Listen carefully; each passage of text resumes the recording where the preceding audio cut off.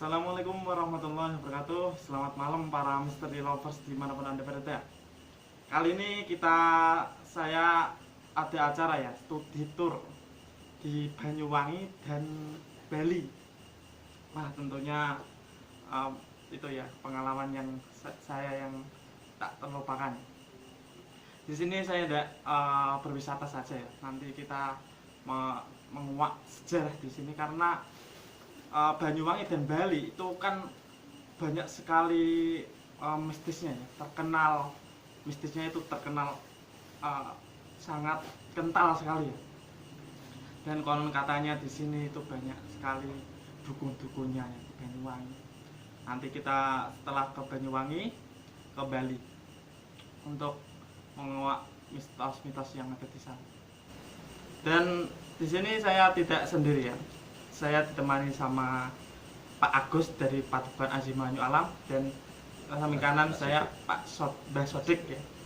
Beliau merupakan pelaku spiritual di daerah kawasan Alas Purwo. Nah, nanti kita wawancara sama Mbah Sodik apa itu wisata-wisata religi apa yang ada di sini. Nanti kita itu ya berwawancara. Oke, di sini ini kan Pak Agus ini kan merupakan pernah melalang buana di Banyuwangi ya, Pak. Iya. Di sini Banyuwangi ini sebagai ini merupakan apa sebenarnya? Kalau bagi saya pribadi sekaligus pelaku dari perjalanan spiritual atau spiritual, tentunya saya tertarik ataupun ingin mengenal sejarah dari Banyuwangi seperti apa, dari kisah-kisah tentang hal yang bersifat ada kandungan dari leluhur-leluhur Banyuwangi serta peninggalan-peninggalan baik artefak maupun petilasan yang ada di Banyuwangi ini banyak. Karena saya di sini itu ingin mengetahui dari terkecil hingga yang terbesar. Maksud saya perjalanan dari awal saya itu menapaki dari yang awal, ngawiti dari pertama ya Banyuwangi Utara sampai ujung Alas Purwo. Saya tapaki satu-satu dan benar-benar mencari apa yang saya inginkan, hasrat saya gitu. Tujuannya agar lebih mengenal, jadi enggak sampai melewatkan satupun, karena satu saja yang terlewat maka belajar kita pun ilmu kan ibarat kata itu enggak, kalau ada yang bilang ada batasannya itu salah ya, karena ilmu itu kita belajar enggak pernah ada yang namanya batasan, mencakupnya luas. Makanya daripada itu wawasan tetap harus ditambah agar saya tahu, karena kan orang penasaran itu rugi, tapi hanya sekedar penasaran namun tidak dijalani, hanya mendatangi langsung. Jadi juga bisa ketemu orang sepuh, jadi minta pengarahan seperti apa. Ya, nanti kita tujuannya tidak berwisata saja ya, kita juga menguak sejarah yang ada di sini, karena kalau di tengah-tengah masyarakat kan banyak sekali mitos ya, mitos yang belum tentu kebenarannya. Ya, Mbak Sodik ya. Kira-kira besok kita akan mengunjungi ke mana? Ya, untuk perjalanan besok pagi kita berangkat ke Alas Purwo. Ya, jadi kita untuk menapak tilas leluhur kita masa lalu, leluhur yang selalu kita hormati. Besok pagi kita menuju ke Candi Purwo. Di situ ada sejarah yang luar biasa, sejarah perjalanan Eyang Sabdo Palon ketika bersama Eyang Prabu Brawijaya. Nah, di situ ada, nanti kita ke sana dan tempatnya nanti saya antar ke tempatnya sana. Itu ada sejarah yang luar biasa ketika yang siapa itu bukan si itu Wali Songo itu Sunan Demak. Kalijogo. Sunan Kalijogo ya. Itu waktu itu Sunan Kalijogo mendapat perintah dari Raja Demak yaitu Raden Patah untuk mencari bapaknya yang pergi dari kerajaan Majapahit bersama yang satu Pahlawan. Nah, di situ yang Sunan Kalijogo berangkatlah dalam perjalanan itu mencari dengan petunjuk-petunjuk gaibnya dia menuju ke Alas Purwo sehingga menemukan Eyang Prabu Brawijaya bersama Eyang Sabdo Palon. Untuk mengupas itu besok kita datang ke tempatnya, kita lakukan ritual di sana, kemudian apa yang akan kita sampaikan besok ada di sana. Sejarahnya kita ungkap di sana saja. Ini hanya memberikan wawasan bahwa kita itu besok ke Candi Purwo itu adalah suatu sejarah peninggalan Eyang Sabdo Palon. Jadi sejarahnya mengungkap tentang peninggalan itu dari siapa, bagaimana itu nanti kita ungkap di sana. Ya. Wah seru banget ya, besok tonton terus ya channel kita ya. Besok kita akan ke Candi Purwo ya, karena Candi Purwo ini dari keterangan Besot ya, itu ada keterangan dari dengan Sunan Kalijogo. Dan nanti tunggu saja besok ini ya, karena pasti seru. Tonton terus di channel kita ya. Assalamualaikum warahmatullahi wabarakatuh.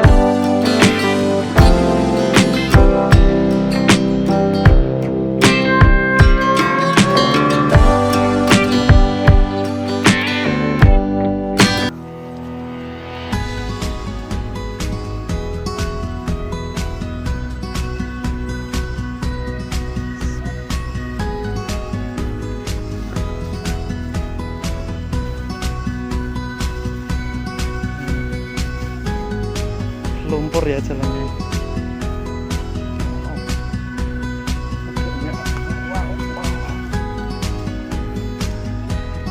Perjuangan banget ini menuju ke Candi Purwo.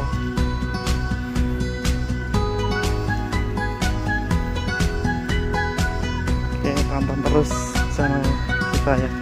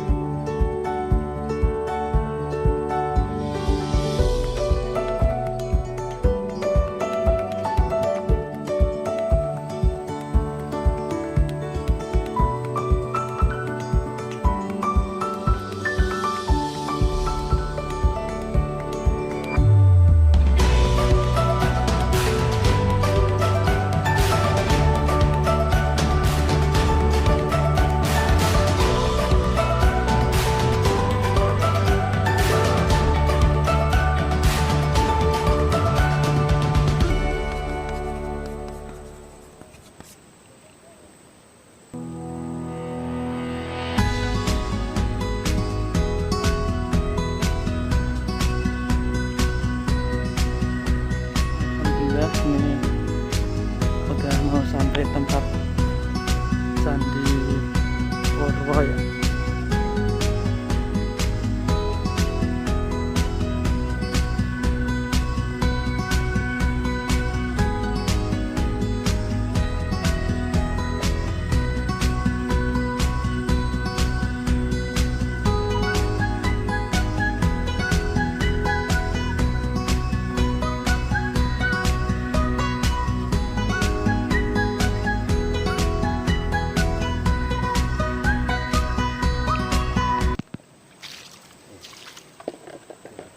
Ini sumur apa Mbah ini? Ini sumber panguripan nih.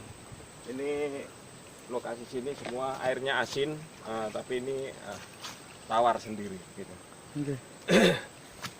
Nah, Sekarang sudah kurang terawat ini karena tidak ada yang nunggu di sini. Kalau dulu ada terawat, karena fasilitas jalannya kurang bagus sehingga pengunjung kurang.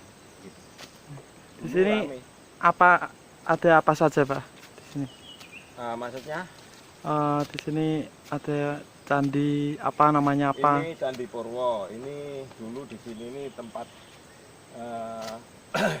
datangnya yang Sabdo Palon ketika sama Prabu Brawijaya ke sini. Nah, di sini yang Sabdo Palon dengan Prabu Brawijaya ditemukan Kanjeng Sunan Kalijogo waktu itu ya di sini. Kemudian diajak pulang ke Demak, Prabu Jayabayanya itu diajak pulang ke Demak. Setelah di sana diislamkan sama anaknya namanya Raden Patah. Oh, oke. Begitu nyampe sana diislamkan, yang Sabdo Palon tidak mau, sehingga yang Sabdo Palon pulang lagi ke Kerajaan Purwo. Ya, nanti kita ke sana ya Pak. Ya, bisa. Oke, kita langsung ke sana aja. Ya.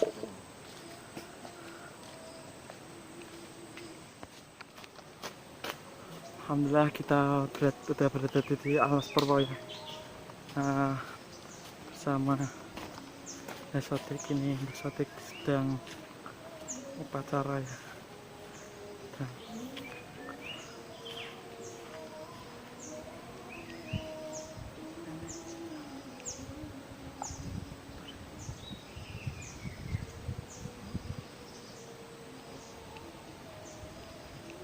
ini udaranya sejuk banget ya di sini.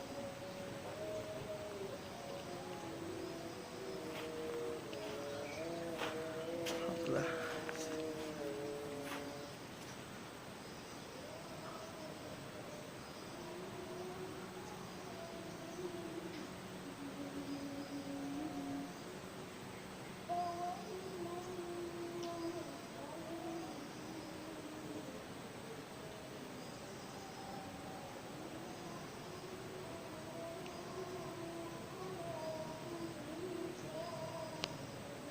Sabdo Palon.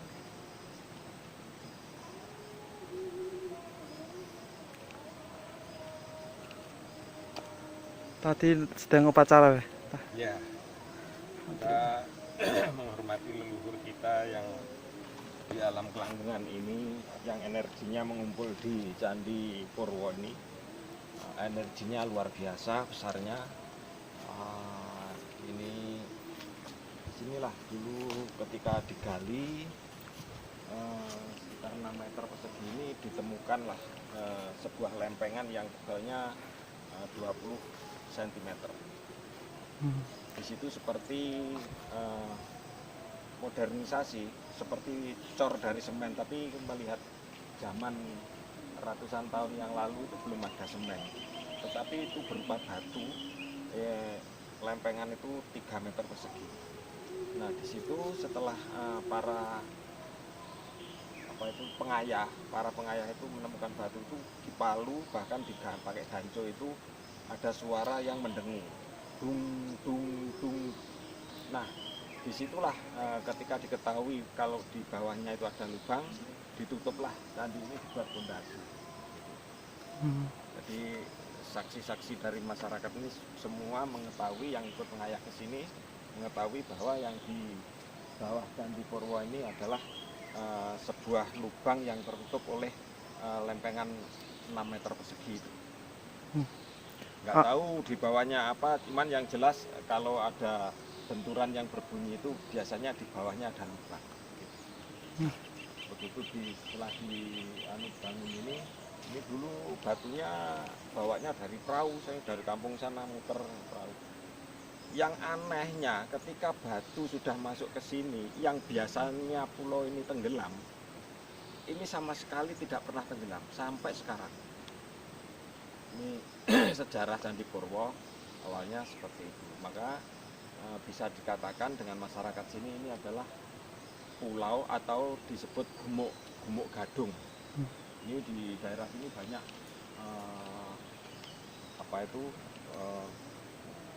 gadung itu. Gadung itu seperti umbi-umbian itu yang pohonnya itu menjalar, banyak duri itu. Di sini dulu banyak. Makanya di sini disebut gumuk gadung. Yang Sabdo Palon untuk mengenang bahwa yang Sabdo Palon itu pernah di sini bersama yang Prabu Jayabaya.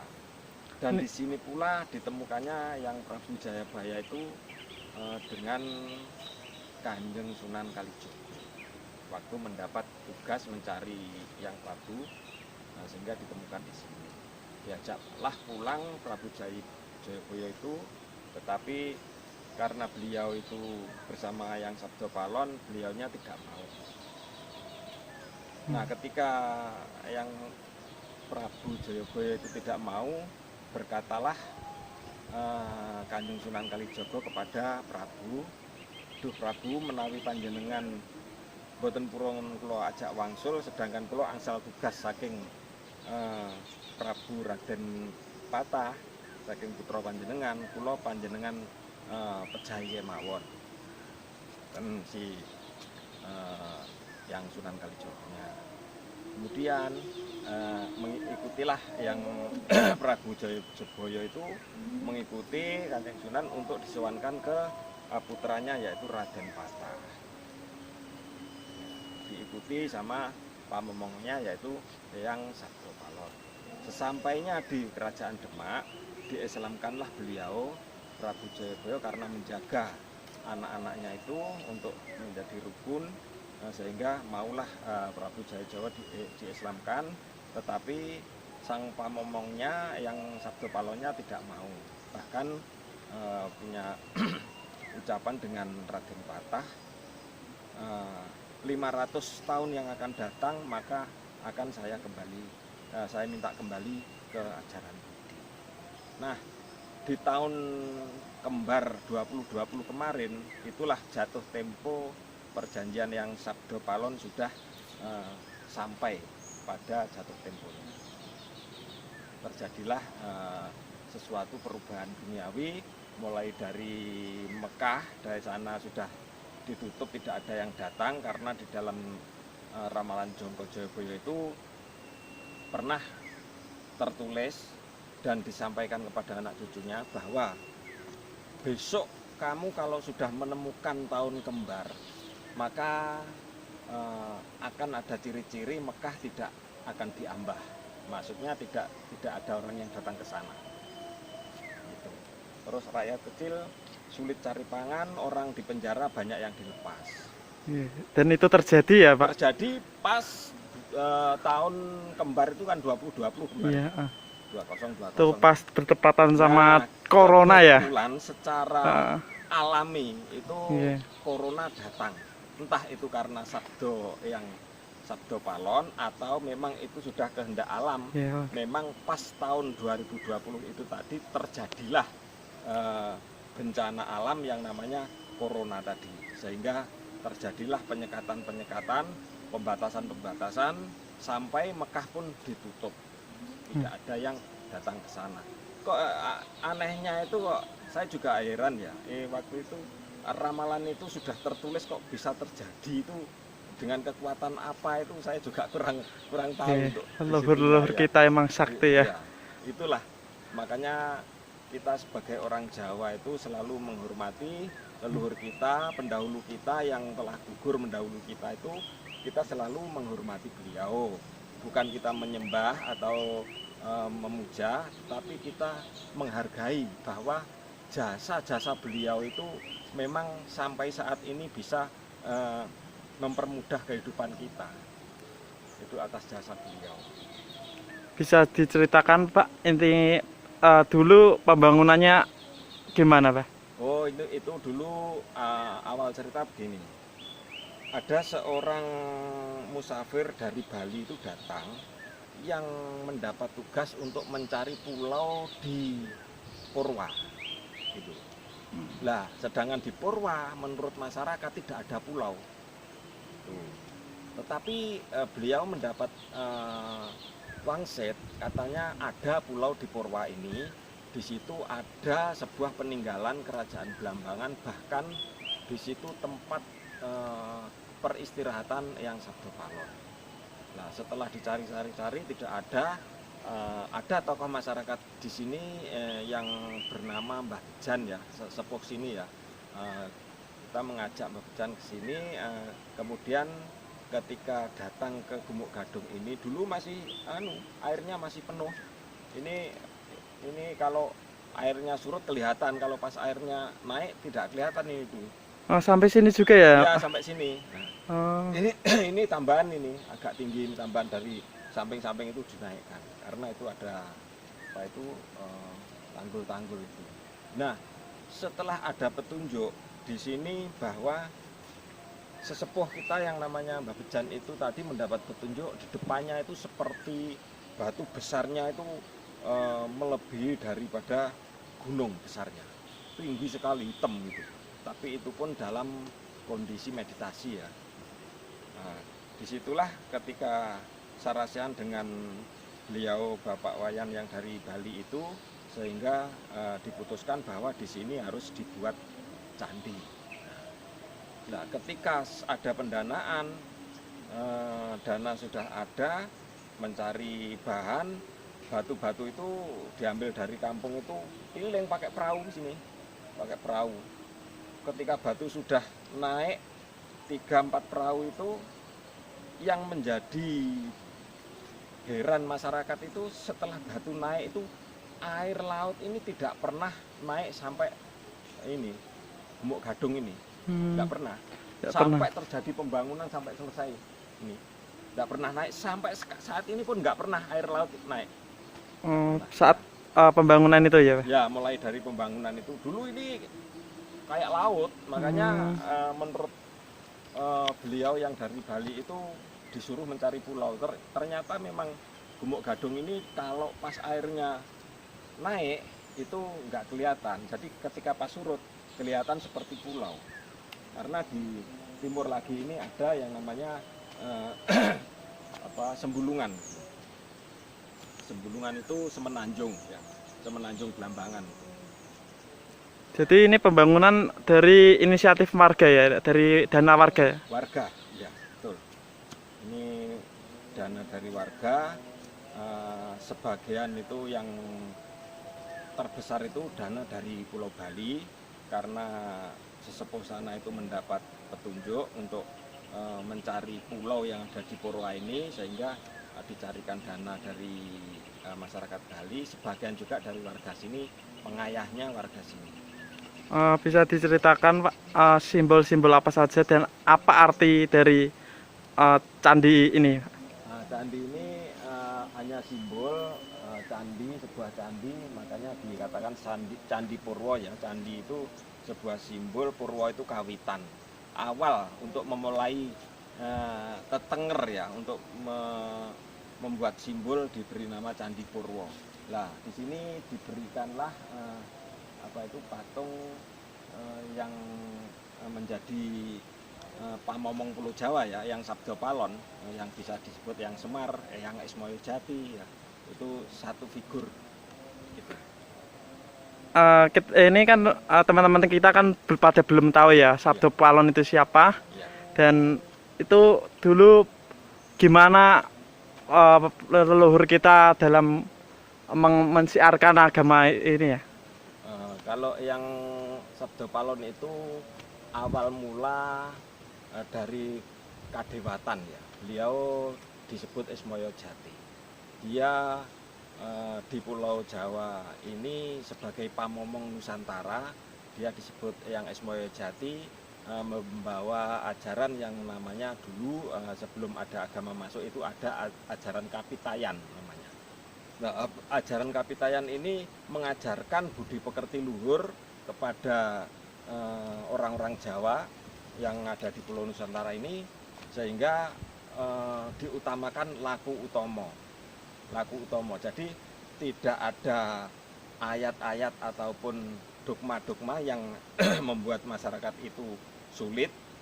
Hanya diberikan contoh bahwa apapun yang kamu lakukan itu, selama yang kamu lakukan itu baik, maka akan membuahkan hasil yang baik. Itu namanya tidak lepas dengan hukum karma ya, tabur tuai. Apa yang kita tanam itu kalau baik, buahnya pasti baik. Dan tanaman itu tidak mungkin istilahnya satu genggam itu ditanam satu tempat, paling ya satu biji. Satu biji itu pun kalau sudah menjadi tumbuh besar sehingga menjadi buah yang lebih banyak. Jadi kebalikannya juga, kalau kita menanam keburukan, toh nanti hasilnya juga akan keburukan yang lebih besar dan lebih banyak. Ya, menurut Mbah Sodik ya. Ya. Ini kan ada itu ya istilah Sabdo Palon Nagih Janji. Itu menurut Mbah Sodik itu aslinya pengertiannya itu apa? Ya, pengertiannya dulu ya itu sejarah dari awal mula Raden Patah mengislamkan Brawijaya itu, yang Sabdo Palon kan tidak mau diislamkan. Ya sebenarnya yang Sabdo Palon itu ya satu figur dengan yang Ismoyo Jati, yang Semar, yang Sabdo Palon itu sebenarnya satu figur. Ya. Kita tidak bisa bilang satu orang atau satu figur yang di situ namanya bisa berganti-ganti, seperti siapa itu Manik Moyo itu sebenarnya Bathara Guru dan lain sebagainya, itu bisa. Arjuna, Janaka dan lain sebagainya itu bisa. Jadi satu figur. Seperti Abraham, Brahma itu sebenarnya kalau menurut sejarah itu satu figur. Bisa langsung ke sana ya, Pak? Bisa, Coba kita perkenalkan ya. apa saja yang ada di sini, Pak.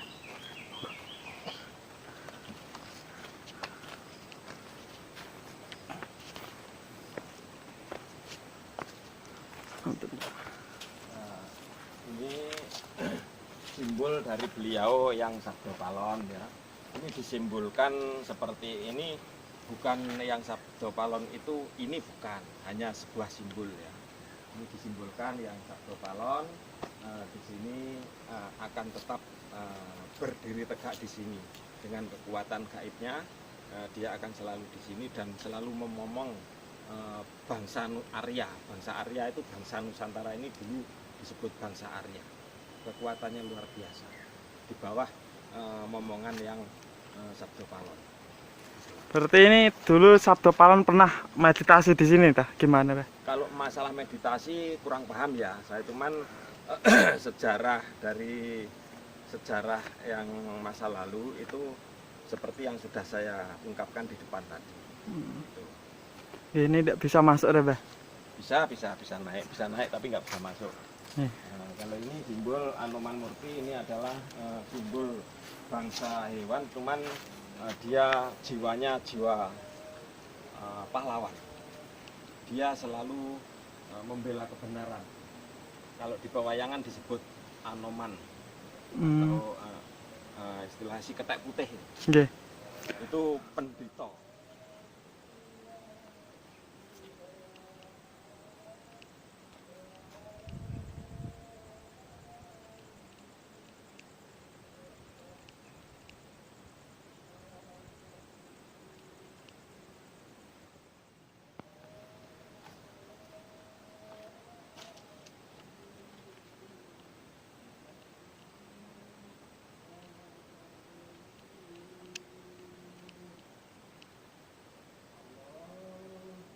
Ya, bisa masuk, Pak. Ya, bisa kita Nih. ini hanya sebuah tempat untuk menaruh sesuatu, sesajen atau apa, di sini bisa. Ketika kita membawa sajen-sajen bisa ditaruh sini dulu sebelum diupacarai, bisa ditaruh di pendopo sana juga bisa. Namun sajen-sajen yang di sini khusus di sini di dalam juga ada yang Ganesha ya, simbol dari yang Ganesha. Ini bisa tak shoot dulu ya. Bisa, monggo. Ini ya patung Ganesha, ini ada tempat sembahyang ya. Oke, luar biasa.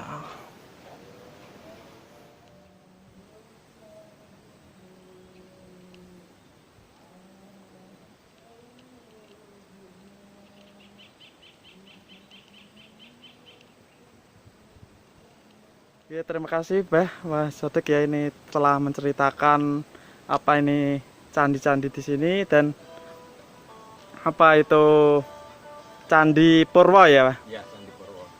Dan terima kasih. Mungkin besok mau ke namanya Tataboga ya. Antaboga. Di sana ada apa saja, Pak? Di sana di Antaboga itu wisata religi ya untuk 5 agama. Bahkan 6 untuk penghayat. Oh, jadi di sana ada musola, ada patung Yesus, ada Bunda Kuan Im ya, dari Hindu, Buddha, Kristen, Katolik dan penghayat kepercayaan ditambah Islam. Ada musola juga ada. Jadi wisata religi. Oke, alhamdulillah tonton terus channel kita ya. Kita saat ini mengungkap sejarah ya yang ada di Nusantara untuk kita ambil pelajaran.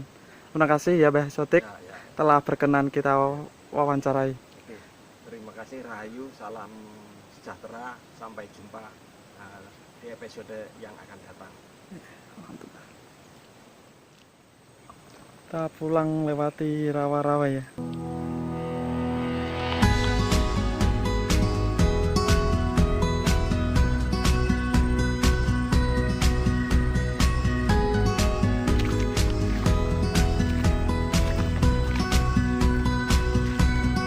Jalanan pulang.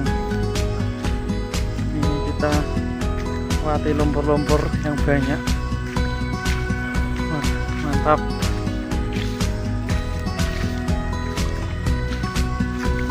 Ini Mbah Sodik udah sampai depan ya. Kita di belakang sama Pak Agus Adibeng Malam.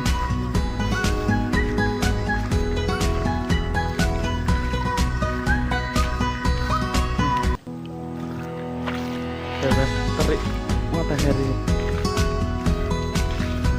ini bisa dilihat, ini samping-samping rawa-rawa semuanya.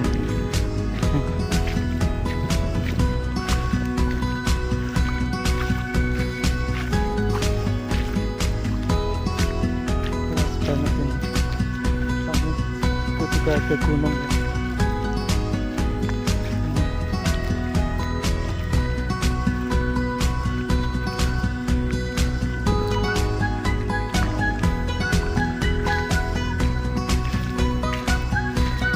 Biasanya di rawa ini kan tempat tinggalnya buaya ya. Jadi kita harus ekstra hati-hati ya.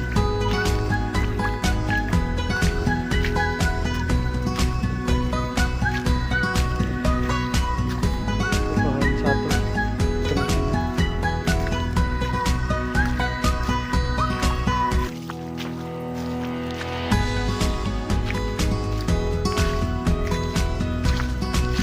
Lumpur-lumpur.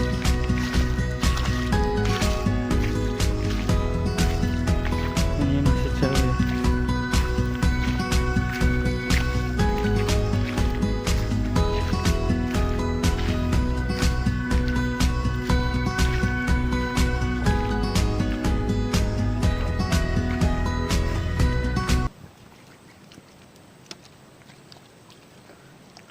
Oh, ya banget, ini ada patung di tengah area.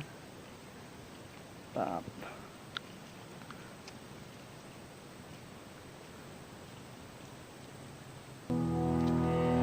Masih jauh ya. Semoga aja kita kuat ya.